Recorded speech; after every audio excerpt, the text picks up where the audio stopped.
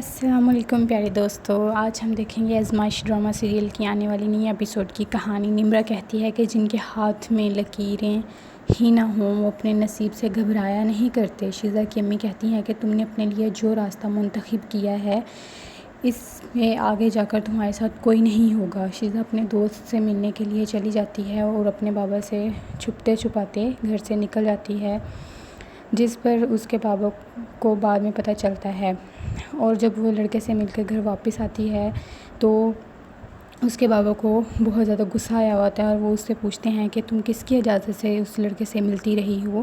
شیزا کہتی ہے کہ میں موم کی اجازت سے، جس پر شیزا کے بابا اس کی موم کے منہ پر بہت زور کا تھپڑ مارتے ہیں، جو کہ غیر اخلاقی حرکت ہے لیکن پھر بھی اس نے کی، اور اس کے بعد اپنی بیوی سے کہتے ہیں کہ تم نے مامتا کا لبادہ اوڑھ کر منافقت کی ہے، تمہیں شرم نہیں آئی؟ تم اپنی بیٹی اور میری بیٹیوں میں فرق کرتی ہو، یہ تربیت کی ہے تم نے؟ شیزا اپنی انسلٹ برداشت نہیں کر پاتی، اپنی موم کو تھپڑ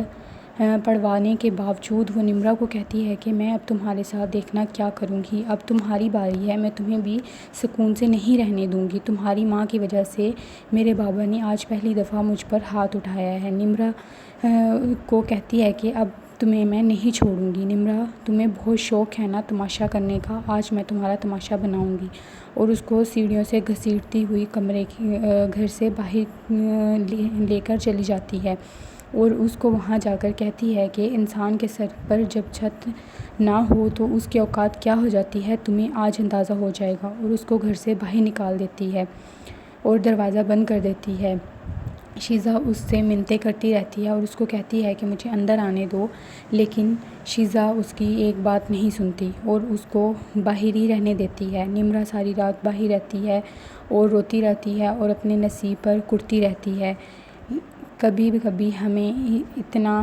دکھ اور اذیت برداشت کرنے کی ضرورت نہیں ہوتی، لیکن پھر بھی ہم برداشت کرتے ہیں اپنوں کے لیے اور کسی اپنے خاص کے لیے۔ شیزا کو تھوڑا احساس بھی نہیں ہوتا کہ وہ غلط کر رہی ہے، لیکن ایک دن اس کو یہ احساس ضرور ہوگا، تب تک بہت دیر ہو چکی ہوگی، وہ اپنا سارا کچھ کھو چکی ہوگی، اپنے پیاروں کو۔